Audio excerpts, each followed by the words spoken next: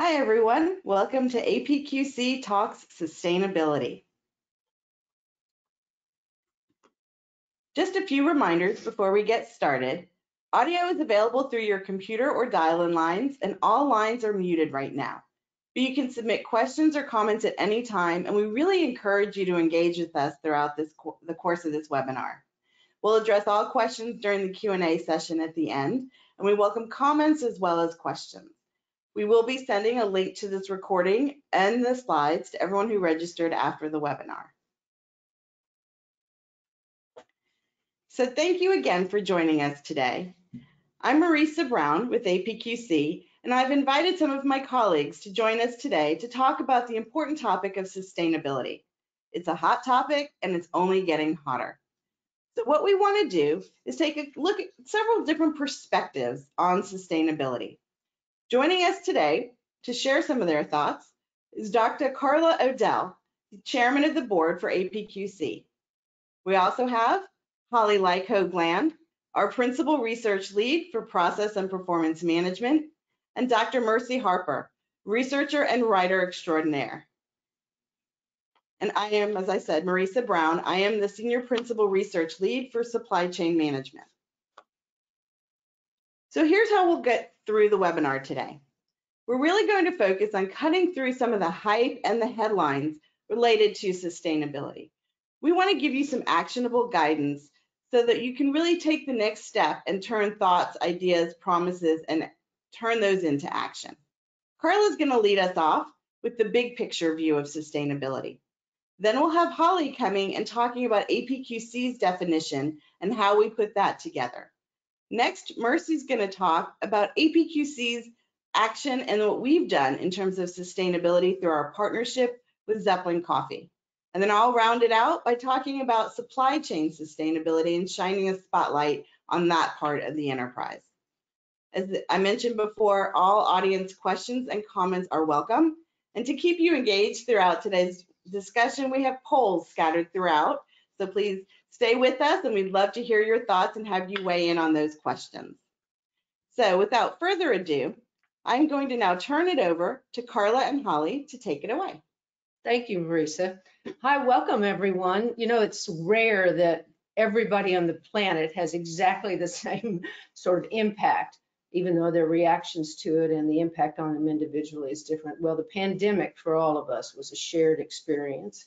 So we're going to start out this conversation about sustainability with the really big picture and ask you a question, which is how did the, next slide please, Marisa. We're going to do a quick poll because everybody knows the answer to this one, which is how important is sustainability to your organization now compared to pre-COVID? So select one of the following. Your organization compared to pre-COVID.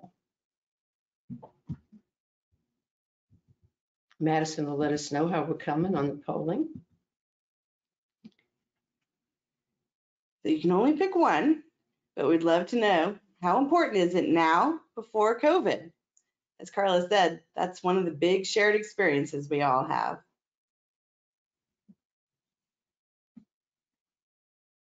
So just take a moment, share your thoughts.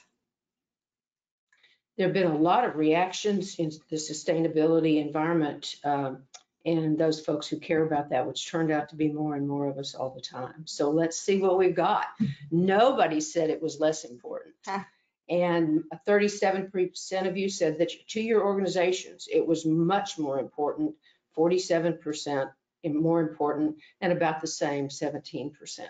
Another comparison is that it sounds like your organizations are listening because 93% of consumers in our research indicate that they have changed their views on sustainability and are much more concerned about it. So if your organization hasn't had that, has not had that impact you yet, it's only a matter of time. So the timing couldn't be better for us to actually do something about it. Now, you know, we've known for a while about risks in the world, and we've tried to prepare for them. But one of the things about human beings is that we don't tend to be able to foresee our own future or worry about the future very much, certainly not compared to the comfort and ease of the present. So the slide you're looking at now is the 2021 Global Risks Outlook put out by the World Economic Forum. And if you look on the y-axis, it talks about the impact of a risk that could affect us all, and then what's the likelihood of it.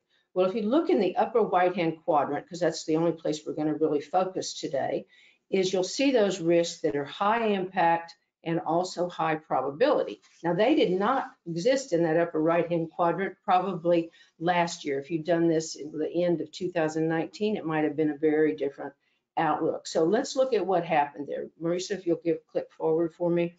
So what we've had experience with in the last few months are examples that we may not have had in such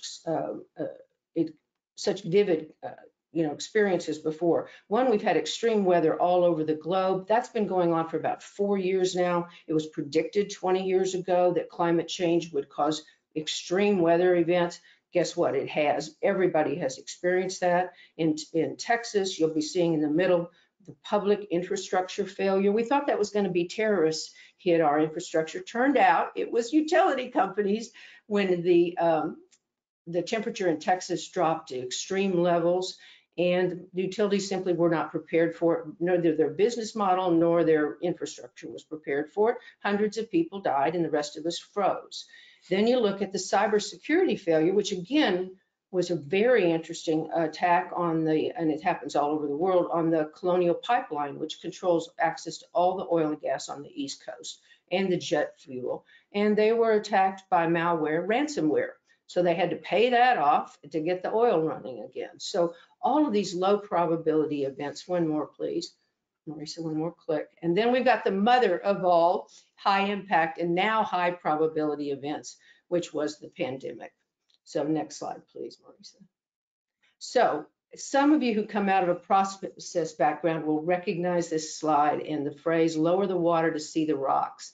It probably is the most famous phrase out of Kanban, lean production and supply chain. So in the first generation, this was 40 years ago, before, if some of you weren't even alive back then, you see on the left, when the water's high, you can't see all those rocks on the shoals below and the ships just float along nicely. Well, the water is high when you had high inventory. Well, that was of no competitive value starting in the late 1970s. So you move to the right, which is the second generation, which is when we lowered all of the slack in the supply chain and we went lean, we did Kanban, we moved from a push system to a pull system in terms of our inventory. And suddenly you could see all these things that were problems, the inadequate layouts, the over-processing, poor process capacity, which you'll hear us come back to again and again, transportation delays in the lower right-hand corner. Now those have now transitioned to the third generation and we don't know what that looks like yet. And that third generation says, how can we have the leanness and the agility and the sustainability while we also have enough redundancy to deal with all of these risks that we just saw the picture of? Because when those risks occur, people are suddenly experience the problems in their processes and all the plans they had fall apart. So in fact, I want to share a personal anecdote with you. I just got back from a trip to Long Beach, California, which is one of the largest ports on the west coast of the United States. And for as far as the eye can see, there are container ships lined up for miles trying to get into the port. The port has containers stacked up so high the cranes can't deal with them. And all of Long Beach is covered with rail cars waiting to go out. So if you haven't got your stuff recently, I can tell you it's sitting in the port at Long Beach. Now, having said that, while all of us are more concerned about sustainability, that's competing with the desire to get product out the door. And that can sometimes the need for long-term change, as we saw earlier, can fall by the wayside when people have short-term needs. So let's see, part of our job today is to figure out how we can make those promises and the need to be more sustainable, more sustainable. So with that, we'll turn it over to Holly to talk about why this is important now. Holly? The environment has been kind of touted as the next big disruptor organizations are going to face after the pandemic. And they've even kind of given a tag to it called the green swan. The green swan is kind of different than a black swan because there's some certainty that climate risks will materialize in the future, hence the green denominator there.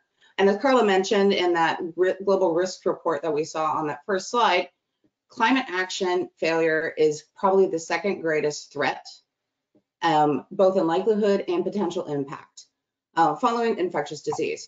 But if you also remember in that quadrant, you saw a lot of other environmental related factors.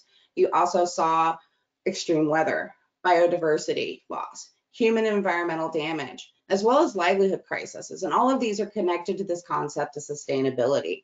And what this really did was then cause us here at APQC to start asking people about sustainability and if it's important and why. So in our priority survey this year, we simply asked that, is sustainability part of your strategic plan? 61% said yes. And to follow on to that, we wanted to know, so what is the driver in your organization for why are you putting sustainability into your strategy? And you see the top 5 drivers here on the list. And this kind of what we see is here is a mix of promises to the greater world, as well as kind of productivity and kind of those what's in it for me kind of factors. So the first one is this idea of improved corporate reputation, because we have a lot of conscientious purchasers out in the world these days. And a lot of brands can be tied with sustainability as a way to kind of get some of those green premiums, as well as provide that kind of promise to the bigger world outside. New growth, which also can then lead into new growth opportunities. So finding new products, innovations, as well as finding new places to apply our current products. And finally, and the next thing we're looking at, a lot of people that what's in it for me. And a lot of times when you think about sustainability, people look at the fact that there's also going to be cost reductions, as well as improved productivity. So it's going to help the organization and the business solve and have an impact on its bottom line. And then that last one there, and in fourth place, is this idea of green investment opportunities. And there's been a growing niche in the market for, I think, probably about the last 30 years. You saw like the Dow Jones Sustainability Index and some of the other green investment opportunities where organizations and investment firms want to go in for that brand and that idea of green. So those are just kind of the big drivers of why people find it important now. So like I said, it's a mix of promises as well as kind of bottom line benefits. Right. So the next thing that we've done is, so we've established the why over the last few slides here. Why is sustainability so important? What we really wanted to do is how do we cut through all of the clutter and create some standards for us as we work through this very complex topic. So next slide. So to accomplish this here at APQC, we wanted to create a clear definition for what we meant when we talk about sustainability. So we looked through the plethora of models ranging from academia to business, as well as looking at policy models as well. And we kind of boiled them down into a simple statement with 4 key components. And the simple statement is sustainability is the capacity to endure. And that means that in the long run, we have the ability to continue on in the face of a lot of different disruptions. But the 4 kind of key aspects here and these 4 components kind of have, we pulled them together from a lot of different places. When you think sustainability, usually the first thing people think about is environment. And environmental practices, also kind of sometimes referred to as planet, they have deep roots in those early environment, health, and safety organizations. And they really look at the impact that we have on our natural resources and our ability to kind of provide them for future generations. So you'll see topics like greenhouse gas emissions, water scarcity, carbon footprints, solid waste disposal, and packaging are big topics under the environmental practices. The second one is people practices. And this is really looking at the human side of things. And it also has deep roots in EH&S. But it really got expanded outside and past just the safety component to a broader swath of people topics. And that's really how we look at ensuring then that workers not only are kept safe, but also treated with equity. And that's where you see topics such as diversity, equity, pay gaps, and all of these other things kind of fall under this bucket. And the third kind of key component there is social practices. And social practices actually has been one of the more recent additions in the long scope of sustainability. And it really started to become a prominent factor in sustainability in the 1970s. It really kind of sprung outside of the Love Canal crisis that happened in the 1970s, where in the 1950s, there was a huge housing development built on a chemical dump site. And so within the first generation, there was a high widespread number of birth defects that caused it. And it really brought together this idea that environmental impact and the people aspect is not just inside the borders of the company, but also affects and needed to create mechanisms that enveloped both the community that the organizations work in, as well as the greater world community. So that's where you start to see things about community development, which is not just about kind of philanthropy or giving back to the community, but also there's a lot of ideas there about creating those two-way conversations with your community so that people can bring up concerns and you can create a mutually beneficial relationship in the organization as well as where they kind of execute.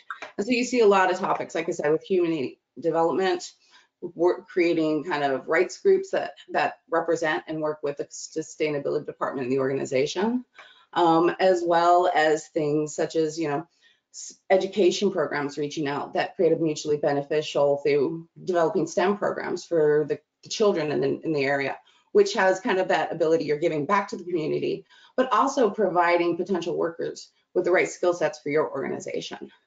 And then the last one here is probably the newest kind of key component when we're talking about sustainability, and it's governance, management, and finance practices.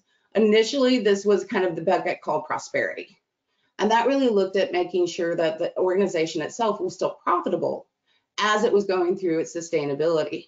But it's also then kind of expanded in the last few years to include this idea of anti-corruption and ethical governance in the organizations, and then extending that prosperity out into the greater world as well. And that's where you'll see topics such as economic contribution. You'll look at, you know, number of jobs that are provided in this topic, as well as anti-corruption laws and that unethical behavior. So really, this gives us a big picture of how organizations can do the right things. And that kind of comes in that kind of holistic perspective of sustainability. So the economic world also, as they came out through this risk, started developing some ideas that they looked at when we're talking about sustainability because of it. And it's not just about making sure that, you know, we're adherent to policies and standards within the organization, but that organizations have to start considering this idea of right to operate. And sustainability and these 4 factors really tie that idea of right to operate together. So they're, again, kind of looking at this idea of doing the right things from an efficiency perspective and an effectiveness perspective to give us that ability to do these things. And in the long term, having that right to operate, as well as being able to hit on all of these core capabilities, make sure that our organizations will be resilient and have that capacity to endure. All right. So next slide. So we had a big question we wanted to ask you guys. And I know it's going to be hard to pick just one. Have you go back one more, Marisa? I'm trying. Technology and you're not friends today. All right, Madison. So we have another poll question for you guys, and I know it's going to be difficult to pick just one.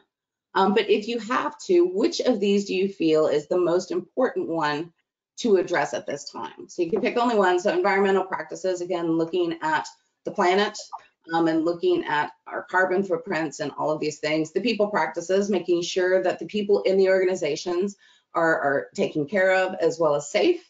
Social practices, our ability to integrate with the world around us and creating mutually beneficial relationships, or the governance and that financial practices to make sure that we have ethical governance as well as that prosperity component. So please take a moment and pick one of these on your screen. As Holly said, it's going to be hard to pick because they're all important and they all work together. So this is forced choice. Never fun. All right, looks like we have our results. All right, so it looks like environmental practices is definitely the biggest one, and that makes sense, I think, a lot with supply chain, don't you think, Marisa? Oh, yeah, we'll talk more about that, but for sure. I think it's wonderful, though, if you look at it adds up to 57%, if my math is right, that didn't pick environmental first. And it'd be interesting if you go ahead and in the chat feature or the question area, let us know why. What's going on in your organization that makes it so important that maybe you're already dealing with the environmental issues and you're doing that. And so now you need to turn the lens on one of the other 3 areas. So let us know. We'd like to see. We can discuss it. Absolutely. Well, So, I'll say, and oh, go ahead. I was just gonna say, I do see some folks starting to chime in some comments and questions, so please do continue. We definitely want to hear what you have to say. Holly? All right. Well, so if you want to move to the next slide, and that's when I hand it off over to Mercy, who's actually going to walk us through a case study where an organization has addressed all 4 of those key components of sustainability. Yeah, so thanks, Holly. So I'm Mercy. I'm going to tell you all a little story about how we at APQC are moving toward our sustainability goals through a partnership with a local coffee provider, Zeppelin Coffee. So at APQC, we think big and we try to act big too, but we're a small organization of just 70 employees. We do care about helping the environment in our community, but we provide services. We don't make and package and ship products. So we give back through quarterly and annual charitable giving campaigns. But beyond that, there weren't really any clear or obvious answers as to how we as an organization could be more sustainable. So instead of thinking big, we had to start small. Well, we do drink a lot of coffee. At our office in Houston, we wanted people to have the beverage of their choice. So like a lot of other companies, both large and small, we had single-use disposable pods, which you might know as K-Cups. So I did a little bit of a back of the napkin math and found that we were going through at least 17,000 pods per year. Each one of those little pods is comprised of 2.5 grams of plastic and 2 tablespoons of coffee.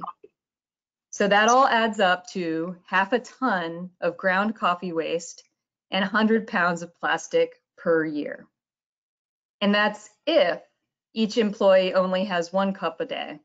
And we know that is just not true.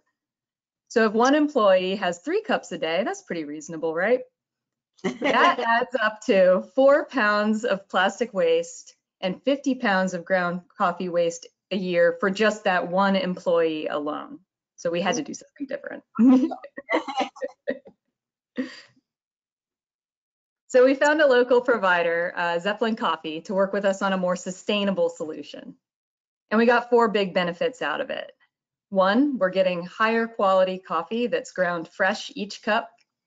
2, a true partnership with our supplier who will work with us to meet the needs and preferences of our employees and to help us achieve our sustainability goals. 3, we're reducing our carbon footprint, not just by getting rid of the K-Cups, but also through some other innovations that I'll discuss later.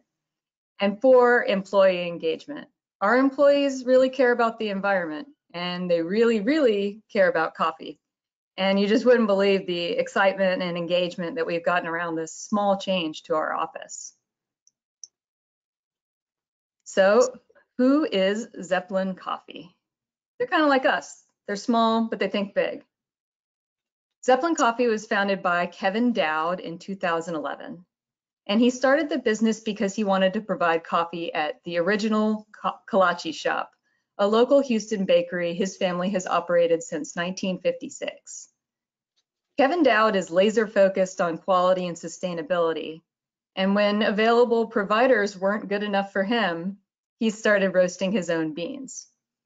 People liked the bakery's coffee so much that Zeppelin expanded to retail and B2B customers. So sustainability has been core to Zeppelin Coffee since their founding, and they pursue it in a variety of ways. Some of these approaches are obvious, kind of right in front of you choices, so I'll call this the easy stuff.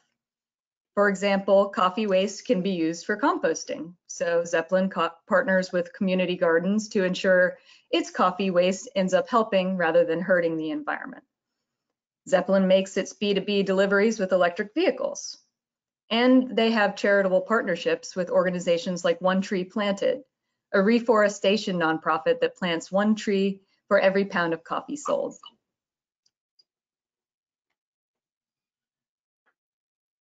But what I find most impressive about Zeppelin is how they put in the hard work to achieve long-term, big picture sustainability.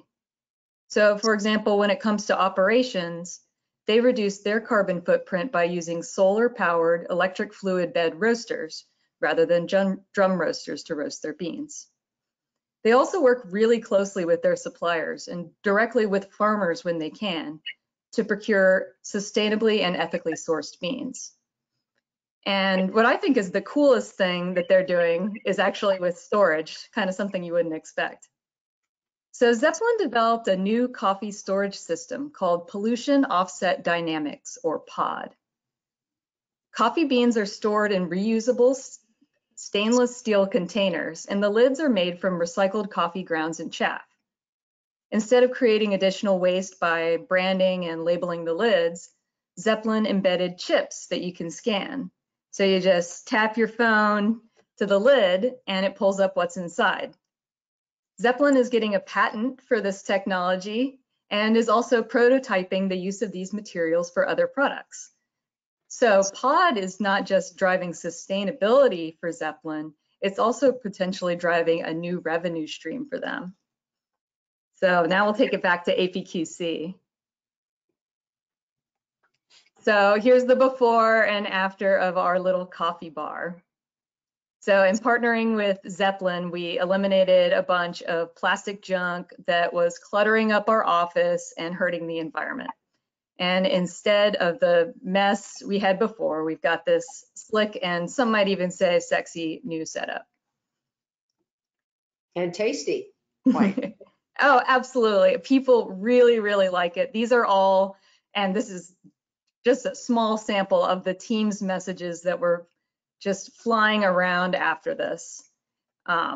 People cannot stop talking about how much better this coffee is, how cool everything looks, and how proud they are of our organization for investing in sustainability. Just the other day, I was talking with APQC's Executive Director of Client Solutions, Cindy Hubert, the other day, and she said this change has sparked a new energy in the office. People keep coming back and coming back and coming back to the coffee bar. And that means more of those water cooler conversations that we all missed so much when we were all working remotely. So I really like this quote from Kevin Dowd as a way of thinking about sustainability. Perfection does not exist, but the pursuit of perfection can make us great. For me, what this brings to mind is that perfectly sustainable, zero waste behavior, whether it's on an individual, personal level or the business level, just isn't a reality for most of us. People are still going to get takeout food. They're still going to commute to work and school. Organizations still need to pack and ship stuff. They need to crank up the AC to keep employees cool, especially here in Houston. They're still going to fly executives around the world, so on and so forth. But all that doesn't mean that we shouldn't keep trying, because as Zeppelin's story shows, and as the story of Zeppelin at APQC shows, some small choices around sustainability can really make a big difference, not just for our planet, but also for our employees and our bottom lines. Thank you, Mercy. And thank you everyone who's been contributing questions and comments. Please do continue to keep that up. We look forward to addressing those as we get toward the end of our comments that we want to share today. And now I'm going to take and shine the spotlight a little bit more on supply chain. When you think about supply chain, I heard a quote earlier this year. Someone said, supply chain is like an elevator. You realize that you have one when it's not working. And for those of us who've been in supply chain, in my case, researching supply chain for many years, that's a little painful, right? We don't like to hear that it's not working. And the truth is that throughout the entire pandemic and every other disruption, our supply chains have kept working. They have continued to get product and service to customers. Now, there have been some delays and some shortages and some slowdowns. And thanks to COVID-19, now supply chain is actually almost a household word. All you gotta do is say the words toilet paper and people immediately know you're talking about supply chain these days. But it's an excellent part of the organization to really focus on when we start talking about sustainability. And in fact, the estimate in some cases has been that about 90% of the environmental impact, since that was the one that kind of came out the highest on our scale here, about 90% is due to activities that happen within the supply chain. So as we start talking about, coping with shortages and blockages in the supply chain, we worry here at APQC about whether organizations will sacrifice sustainability to keep things flowing. So we want you to weigh in. Let us know. In your organization, do you think that your organization would be willing to make trade-offs to deal with the shortages and blockages versus sustainability? In other words, yes, we want to keep things moving at all costs. Our customers are desperate and our employees need to get paid. So yes, we would make that trade-off. Or no, absolutely not. Save the trees no matter what. Or are you afraid to answer this because sometimes this comes down to making really difficult decisions, hard choices that may be uncomfortable?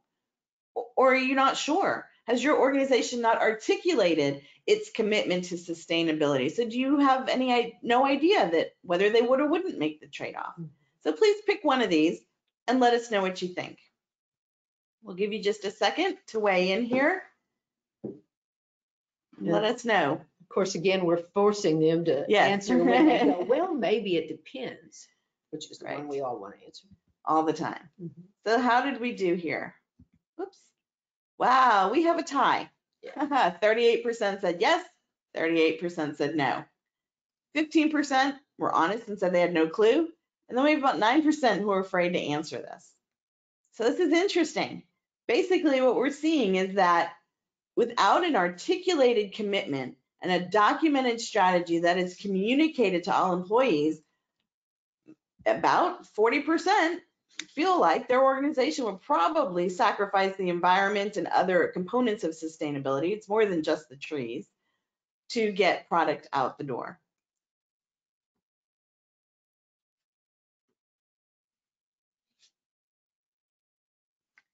So one of the things, as we've all been reading headlines and looking at the news and listening to what's being talked about in the media, promises around sustainability abound.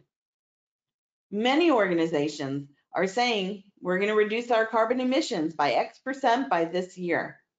These are all actual promises on the screen from real companies that APQC has been tracking in our research. We see many net zero emissions, deforestation free, carbon neutral, reducing waste. We also hear about paying living wages. We hear about the employee side of things. Many promises are being made. But what APQC is hoping we're able to do and see organizations do is replace those promises with processes. In addition to promises, we see regulations abound. As we're moving forward into 2021 and beyond, governments are starting to take action. Now, in some countries, in some regions, this isn't news. These environmental regulations have been around for a long time. Now we're starting to see more things like sustainable finance disclosure regulations, right? We've had in the United States the Occupational Safety and Health Act for years, but now we're seeing things that are much more related to diversity, equity, inclusion. So we're seeing regulations abound. So what's happening inside many companies is things that were maybe willing to sacrifice, willing to make that trade-off. No longer is that really an option. And the acting commissioner for the U.S. Customs and Border Protection actually said that importers are now required to ensure that their own supply chains are free from forced labor. It's the law. So now it's the law in many countries and different regions. So companies really need to take this seriously. One of the things that we saw in Holly's research, she showed the #1 reason companies are engaging in sustainability has to do with brand and brand reputation. And that is a very real thing, especially in an age of social media. But what it can't be is just greenwashing, right? Just lip service. There needs to be real documented action. And as I said, supply chain is the perfect target for this. And just in terms of some vocabulary, the Greenhouse Gas Protocol Corporate Standard really puts 3 different scopes into place, right? Whether it's direct emissions from your own or your controlled sources in scope 1, Scope 2 would be indirect emissions from purchasing energy and using energy.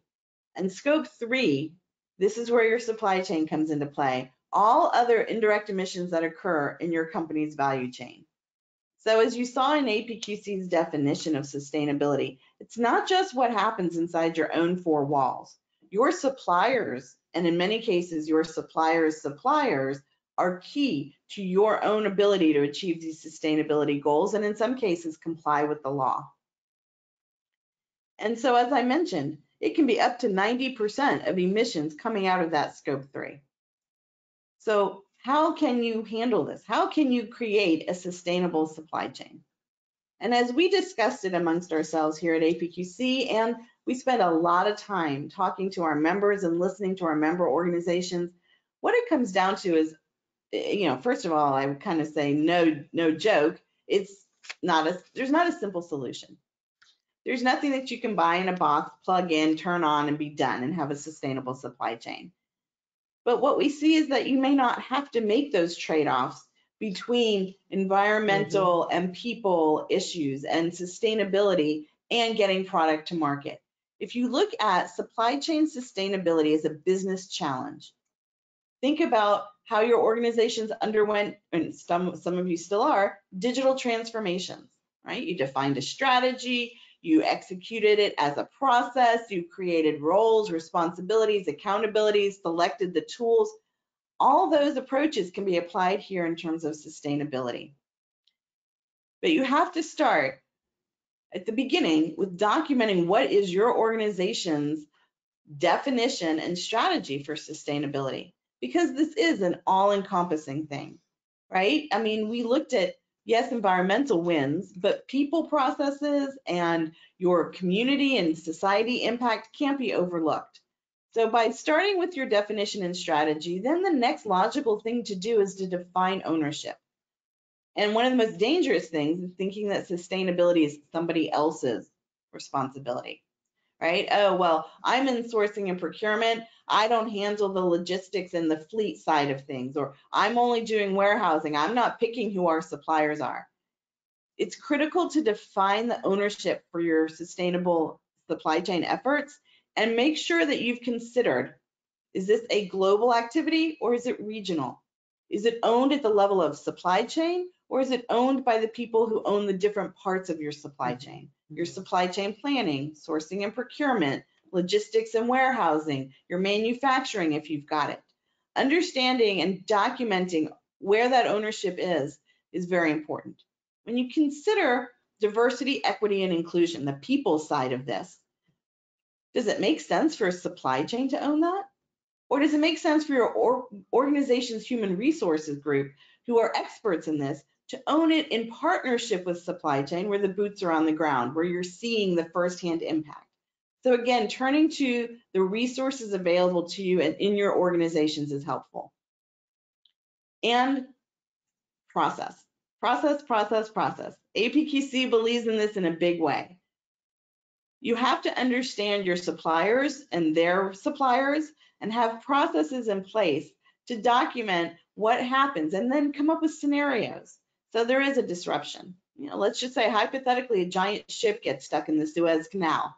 It could happen, and maybe it did earlier this year. What is your organization going to do if that happens? And one of the things we've seen coming out of the COVID-19 disruption is organizations strengthening their scenario planning skills, doing war games, if you will. Sometimes it feels like a war. Figure out what the different options are as variables change in your world, and document that so that and practice it. When there is such a disruption, when there is such a change, you've got that institutional memory, that muscle memory that can kick in. Understand the knowledge needed by your organization. When it comes to sustainability, there are certain things you need to know from your own organization and from all the parties along the supply chain. You can't just turn a blind eye to whether it's forced labor practices in another country where you're sourcing raw material. You can't ignore what's happening. You've got to make sure you've implemented processes to get you the knowledge that you need, usually these days through different systems. And APQC doesn't advocate for any one vendor or system, but we definitely know that you need some way to monitor disruptions out there in the larger world and figure out what that impact is for your supply chain, because you don't want to have to make that trade-off and overlook the very correct processes you may have put in place and have the urgent then trump that, and you guys kind of go off. We don't want people going off the rails. We don't want maverick purchasing. We want people following the processes that are tested and proven. So the key is bringing process thinking to bear on sustainability helps then turn promises into action. And there are extensive external resources available to help guide along the way.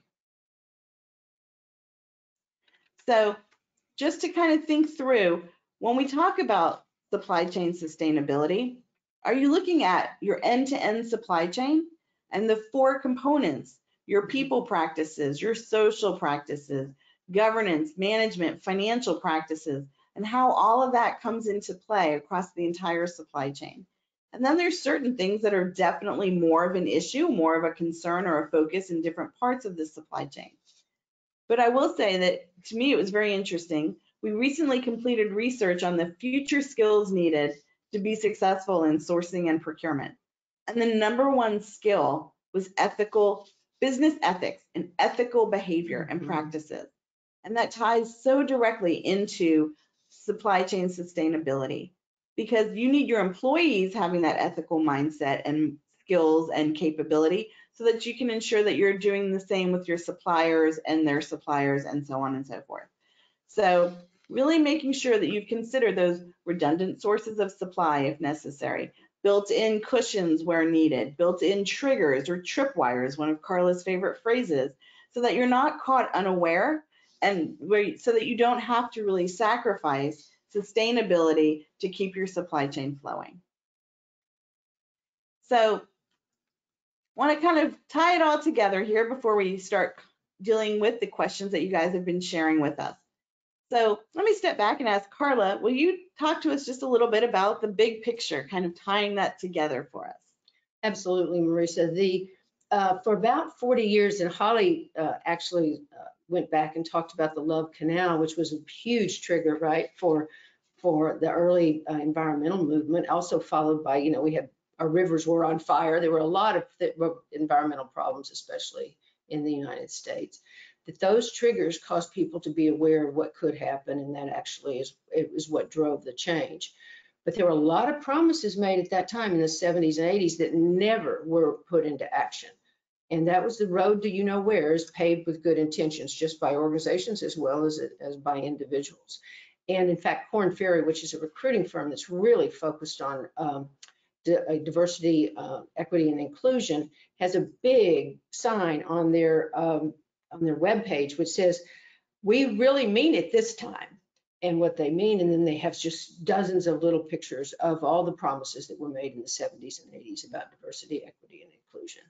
And their goal and their mission as an organization, and not to just, and there are many others like this, not just to talk about Korn Ferry, but is to make those promises turn into processes and then reality for people.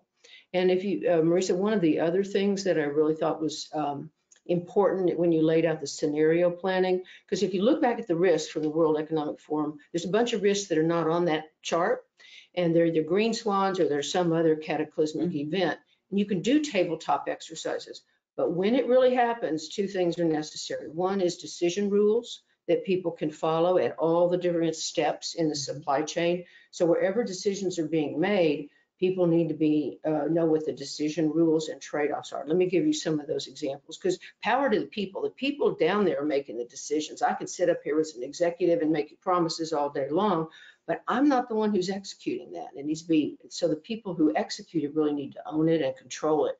So decision rules like, is this product, are we going to take care of our long-term, if there's a shortage, for example, are we going to take care of our long-term suppliers, our long-term customers first? What's the lifetime value of this customer? That's one factor to consider. Another, on the people side, is this product being sourced primarily from areas that have a rather dubious history, region or country, in fair trade practices or enslavement or trafficking. If so, then we've got to make decisions about, in this case, are they also under the same pressures to get it out the door, and they might be taking some shortcuts that we are not willing to endorse. If you're not willing to see that practice on a billboard on the busiest freeway in your city, do not subscribe to it knowingly.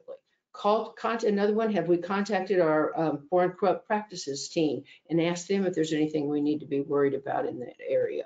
Are there alternative sources of that supplier? If not, can we convince the customer that they in fact could wait a little bit longer? So a criterion or decision tool would be, how life-threatening is this? And if it's life-threatening or perishable, that changes it. So all of those decision rules, and giving people, if they just by looking at those rules and having to kind of walk through them, makes people aware. And if you're aware, most people will do the right thing. Thank you, Carla. So that was my soapbox. Power to the people. All right. And Holly, what about from your perspective? But I did have one addition onto what Carla said, and like scenario planning, it's important to develop them. It's important to do those business rules, but it's almost just as important to have the people who are going to execute those plans, those roles, do scenario role playing activities. So it's not the first time they've seen these plans when the situation occurs. So they know a little bit of what's going to happen, so you don't have that panic moment. But from my perspective, I really think digging into that idea of productivity, right, is one of the top drivers for why sustainability is important to organizations. And our founder, Jack Grayson, defined productivity is efficiency, doing things right, and effectiveness, doing the right things. And I think if we can tie this concept of productivity and tie sustainability measures with that idea of doing the right thing, it's a step for organizations to start kind of putting in that what's in it for me aspect and earning that right. So looking at, is this a good place where we can have a measure of GHGs? Is this a good place where we need to look at the diversity of our employee practices, or building in measures of how this group interacts with the community? So making sure to kind of keep that idea of measures is a great step for really kind of building that into the organization. Excellent point. Thank you. Mercy, what about you? Yeah, I think those are some great and actionable ideas from Carla and Holly, but I just want to acknowledge all of you out there who might be feeling a little overwhelmed by all of the ideas and all of the jargon and all of the hype around this space. My job at APQC is basically to make sense out of business ramblings. And I'm pretty good at it. I'm pretty good at figuring out how to explain something in a way people can understand. But I still found myself going down rabbit holes, trying to figure out what all the buzzwords mean, trying to sift out what's really going on from these amazing looking claims and promises. And honestly, sustainability is like this on the consumer side as well. And I think that can kind of help us break through some of the barriers that we see in the business world. If you want to be more sustainable as an individual human being, you might say, oh, I'll start riding my bike to work. That sounds good. Let's do that. But then once you start to scratch the surface, more and more stuff comes up. Where was this bike made? Was it sustainably produced and delivered here? What about those rubber tires? Those are bad, right? What about all that styrofoam plastic stuff that in the helmet that can't be recycled? It just keeps getting bigger and bigger. And sustainability is a big deal. And we should think big about it, and we should do big things. But we shouldn't let all that bigness overwhelm us. So my message is to start small, start now, do something. This space is evolving so fast that if you just plan and plan and plan without experimenting, even if that experimentation is just a little bit, your plans are probably going to be irrelevant by the time you roll them out. So that's my message. Just keep thinking big, but start small and start now. Excellent point. Thank you. Thank you, Mercy. So APQC, to help with getting started, has put together some resources, and we've got some links on these slides that take you to our resource library. One of the things we did, as Mercy mentioned, there's a lot of jargon and buzzwords. We put together, along with our definition, some recommended resources and things to help clarify a little bit about what's out there, what's in this space, what's going on. We also have a case study that we did on Zeppelin Coffee, some guidance on process in times of disruption, which some people would say disruption is the new normal, right? That's the world we will live in. And then both Holly and I included information on the results of our priorities research, where we see sustainability coming out very high. In fact, it was in the top 3 in supply chain as well as in the work that Holly did. So now, we're gonna take some of your questions. So there's still time to add to the list that we've got here. So the first question we've got is, where do you see the role of government in all of this? It seems that a lot is being left to be determined by the consumer, but they often don't see the big picture. And this person said they're thinking of the impact of the Amazons of this world. So I'm going to throw that open, ladies. Who would like to kind of discuss some of that? Carla? Yeah, I'll take it. Okay. Nobody wants it. It's a political hot potato. I come from a point of view that says the more voices that are included in making a policy decision, the better that decision is going to be. And that includes people from all over the political spectrum. When you look back at the best regulations that have ever been done by our government, and I can only speak to the United States, others have more experience with the European Union and others, it's because that was worked out over a period of time in a bipartisan way.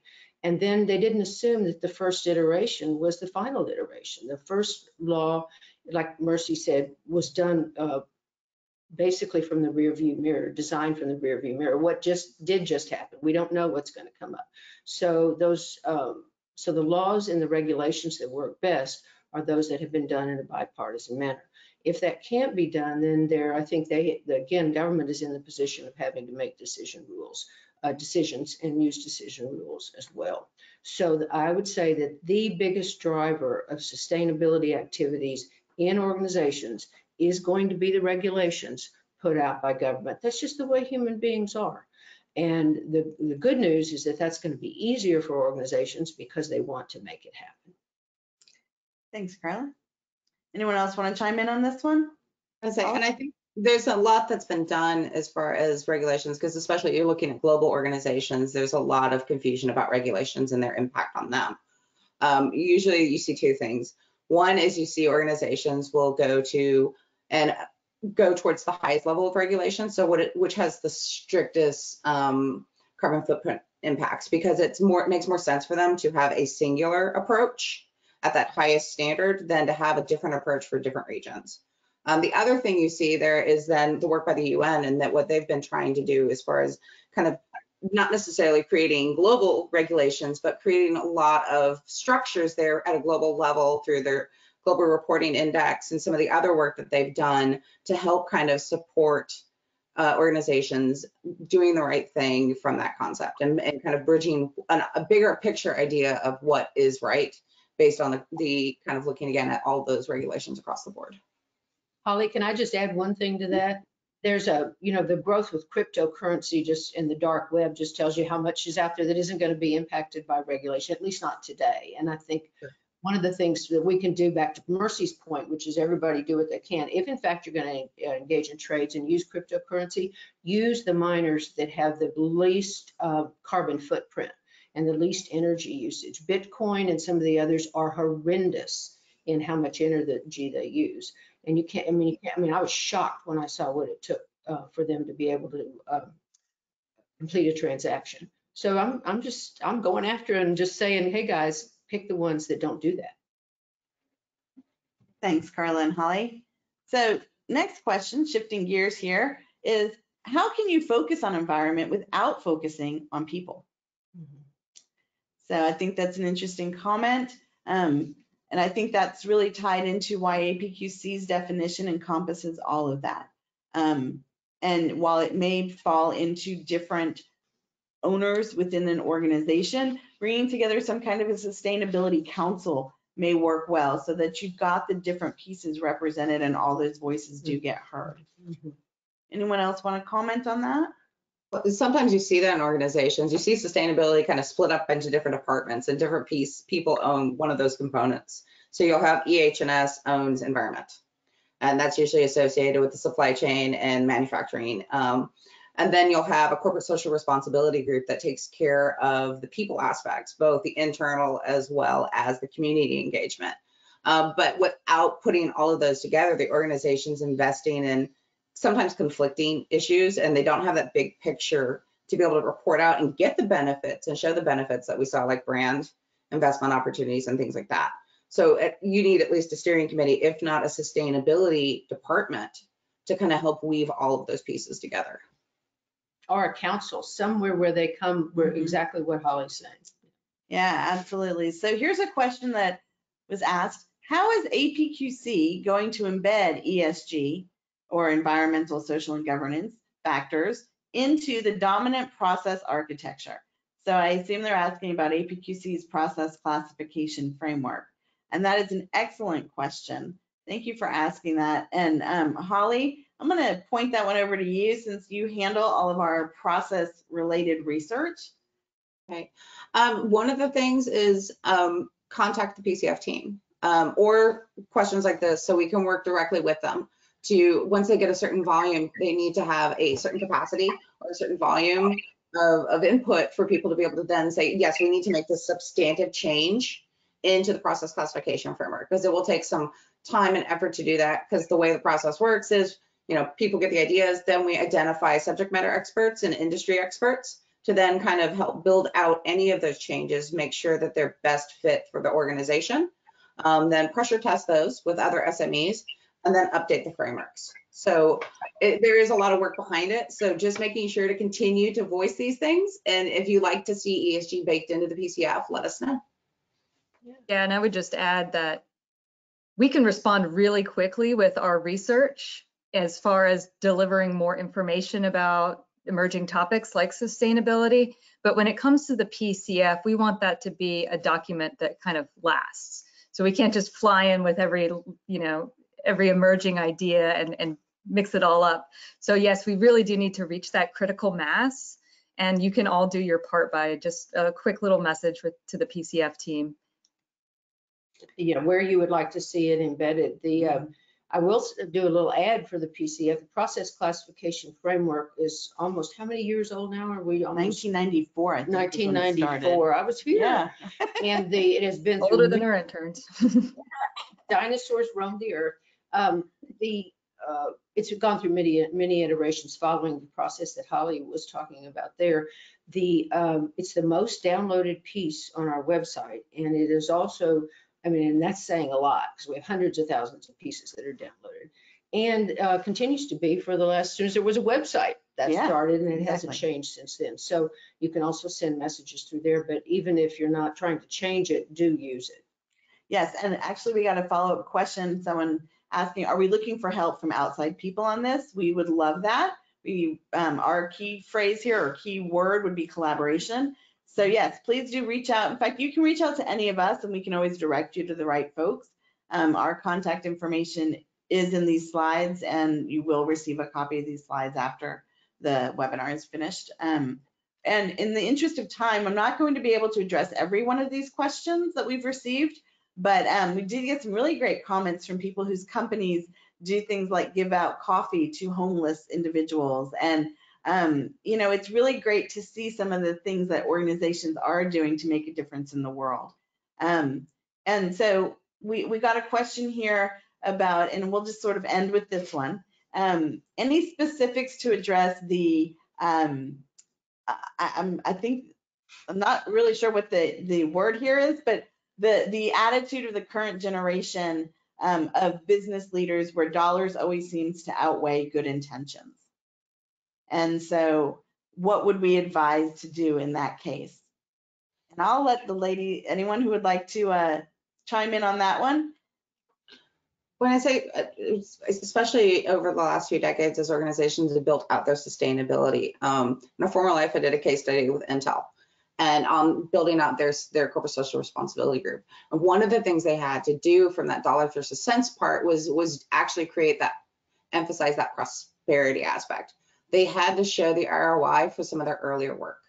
It wasn't always financial, but they always had to create a business case for their initiatives or their strategy for every year to show what the benefit was going to be, and whether, try to tie it as much as tangibles as possible. But then if you have intangibles, connect that to an intangibles, you can connect that to a specific tangible strategy as well. So creating a business case to develop your strategy is key. And then again, you have to show them what it's going to benefit them. Is it going to, reduce certain amount of costs? Is it going to increase the potential work pool moving forward, like the STEM investments do? So things along those lines. Another way to think about that, the tool that you can use that will help you do what Holly's suggesting is our value path analysis, which will say, if you do this, what outcomes can you expect to have happen? And do we have any data to indicate that? And again, financial outcomes are not the only things that give you the license to operate. And so, there are other factors, other outputs. I mean, it's time now, I think, that most organizations realize they need to start paying for the actual costs of operations, some of which don't ever hit their bottom line, but hit their communities, and also start taking account of the outputs, which again, were not accounted for in the the way finances are accounted for, but in fact, affect your ability to operate, as well as the ethics and the sense that people who work in that organization are doing the right thing. And I think all of us want to work at a place where we can be proud of what we do. And the attempts we made were not perfect. Mercy showed that earlier, but we're proud of what we do. Absolutely. Well, thank you all very much for sharing your thoughts. And I'll just wrap it up by saying, never let a crisis go to waste.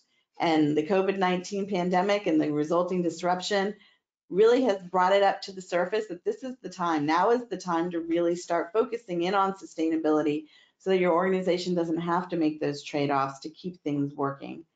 So just a quick note, we would welcome you to connect with us through all of our social channels and visit us on our website. And on behalf of Holly, Carla, Mercy, and myself, thank you for joining us on today's webinar. Thank you.